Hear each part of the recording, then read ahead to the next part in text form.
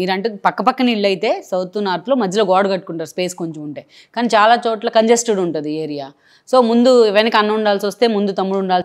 అదే చెప్పండి, అక్కడ దాబా కనుక ఉంటేనే పైకి వెళ్ళి ఒకరు వెళ్ళండి కట్టుకొని, లేదా కింద ఒకరు ఉండండి, ఇండిపెండెంట్గా ఉండిపోతారు ఇద్దరు.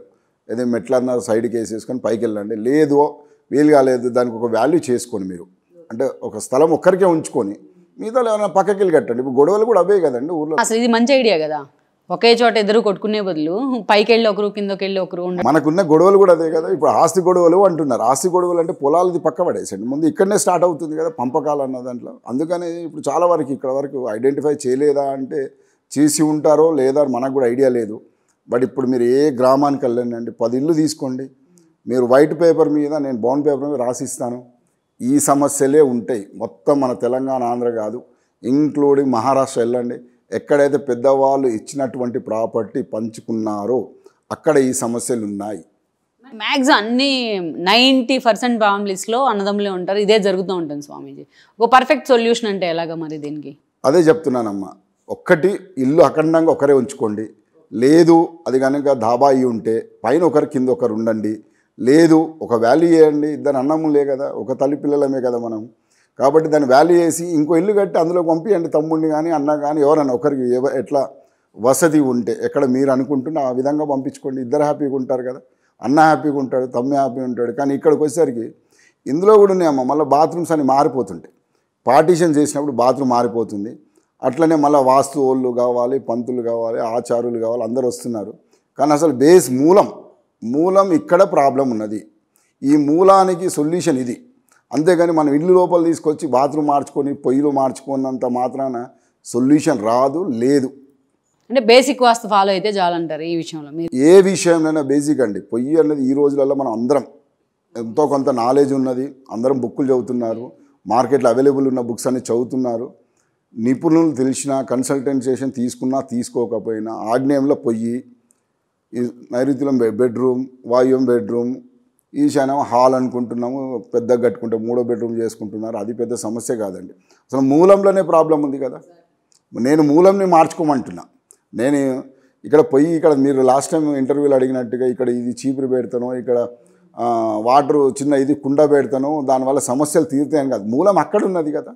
ఆ మూలాన్ని మార్చుకోమని అంటున్నాను అందరికీ. ఇది నా రిక్వెస్ట్ కూడా అందరికీ. అంటే గతంలో ఈ సమస్య ఎక్కువగా తమిళనాడులో ఎందుకు డిబేట్ జరుగుతుండేది, ఇప్పుడు ఏపీ తెలంగాణ ఎందుకు ఫాలో అవుతుంది? తమిళనాడులో అండి ఇప్పటికి కూడా మీరు వెళ్ళండి, ఎన్ని ఇళ్ళన్నా తీసుకోండి, దక్షిణం అంటే చాలా గొప్పగా చూస్తారండి.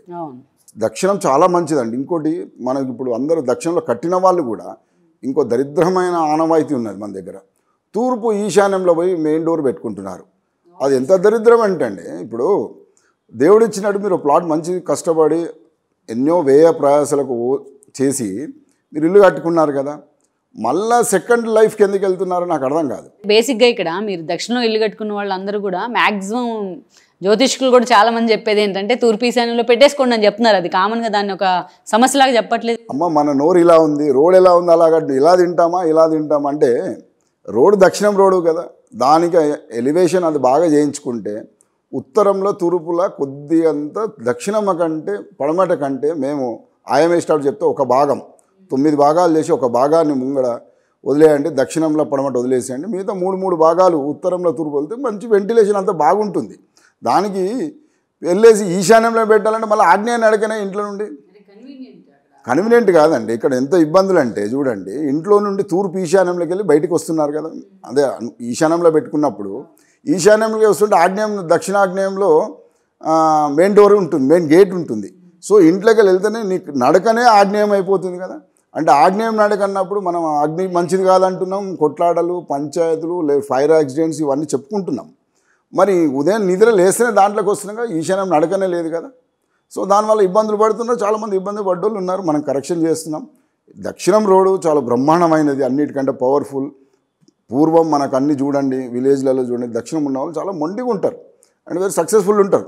వాళ్ళు కావాల్సింది ఒక టార్గెట్ పెట్టుకొని పనిచేస్తారు. చాలా ఎక్కడైనా తీసుకోండి, చాలామంది అందులో నుండి ఇవాళ చూస్తున్న అధికారులు చాలామంది ఉన్నారు. దక్షిణంలోకి వెళ్ళి పుట్టి ఈరోజు అధికారంలో ఉన్న వాళ్ళు చాలామంది ఉన్నారు. అధికారం అంటే రాజకీయంగా కాకుండా మీరు అన్ని విధాలుగా చాలా బాగున్నారు. వాళ్ళకి మంచి మంచి కంపెనీస్ కూడా రన్ చేస్తున్నారు. చూడండి మీరు మీ ఊర్లలో, అంటే నేను ఎక్కడ ఉన్నది ఎగ్జాంపుల్ ఇస్తే నేను చెప్పిన వాళ్ళే నాకు తెలుసు.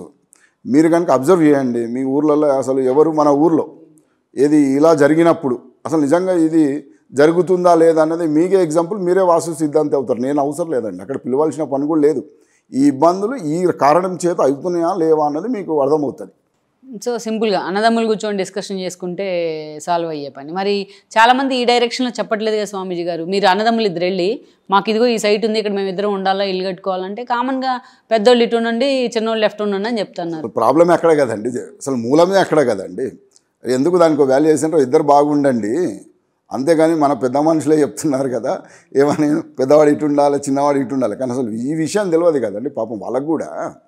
ఈ సబ్జెక్ట్ అందరికీ ఏంటి అంటే బేసిక్ ఎట్లా పోతున్నారంటే అండి, అందరి పురాణం ఎట్లయితే మన ఇంటి కూడా కల్లాపి చెప్పారు, అమ్మగారు నాన్నగారు చెప్పారు, అమ్మమ్మ చెప్పింది నాన్న చెప్పిరే, కానీ ఈ కాలానికి ఈ రోజుకి అనుకూలంగా మనం మార్చుకోలేకపోతున్నాం అన్నది ఒక బాధాకరమైన విషయం ఈ విషయంలో. ఎందుకంటే ఎన్నో కుటుంబాలు అన్నదమ్ముళ్ళు ఒక వయసు వరకు కలిసి ఉండి ఒక చిన్న, మీరు అన్నారు మొన్న కూడా అన్నారు, ఈ వాల్యూ ఉన్నటువంటి స్థలాలు అంటే స్థలం కోసం కాదు, అక్కడ పరపతి కోసమే దెబ్బతింటున్నారు. ఆ తర్వాత ఒకరి మీద ఈర్ష్య ద్వేషం పెంచుకోగలుగుటానికి కారణం ఏంటంటే ఒకరు బాగుపడుతున్నారు, ఒకరు చెడిపోతున్నారు కదా.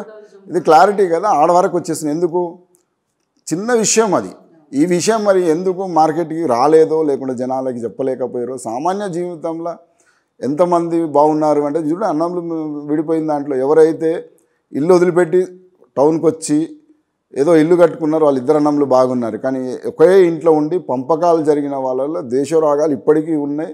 నేను చాలా చూస్తున్నా చాలా విలేజ్లోకి వెళ్ళినప్పుడు నేను చాలా వారికి చిన్న చిన్న టిప్స్. 30 సంవత్సరాలు మాట్లాడుకోలేదండి ఒక ఫ్యామిలీ.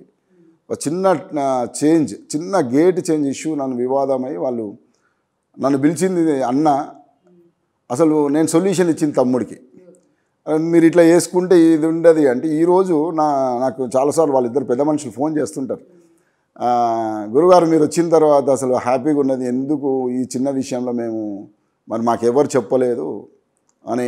దాంట్లో చాలామంది ఇష్యూస్ నేను చూస్తున్నాను. మీరు చూడండి, కావాలంటే ఎక్కడన్నా మీ ప్రాంతాలలో ఎవరన్నా ఇప్పుడు ఈ నా న్యూస్ చూస్తున్న వాళ్ళు కానీ నా విషయం వింటున్న వాళ్ళు ఎవరైనా వాస్తు టిప్స్ తీసుకుంటే మీ ప్రాంతాలల్లో మీ గ్రామాలల్లో మీ ఊర్లో జరిగినటువంటివి ఏమన్నా ఎపిసోడ్స్ ఇటువంటివి ఉన్నాయా లేవా అది తెలిసిపోతుంది కదా. వాస్తు నమ్మాలన్నా నమ్మకూడదా అక్కడ కూడా వచ్చేస్తుంది, క్లారిటీ వస్తుంది. ఇప్పుడు వాస్తు ఉన్నదా లేదా అన్నది మనం అనుకున్నటువంటిది, అరే వాస్తు ఎక్కడున్నది అన్నది మూర్ఖత్వము ఇవన్నీ వచ్చినాయి. ఇది చిన్నది అబ్జర్వ్ చేసుకుంటే మనకు తెలిసిపోతుంది అసలు ప్రాబ్లం ఎక్కడ, ఉత్తరము లేకపోతే ఏం జరిగింది. మీరే అబ్జర్వ్ చేయండి, ఫైనాన్షియల్ దెబ్బ అంటారు, లేకుంటే ఆ ఇంట్లో ఉన్న స్త్రీల మీద ఇబ్బంది కూడా ఇంపాక్ట్ కూడా చాలా ఉంటుందండి. ఈ వీడియో మీకు నచ్చినట్లయితే please share, like and subscribe R24 Telugu.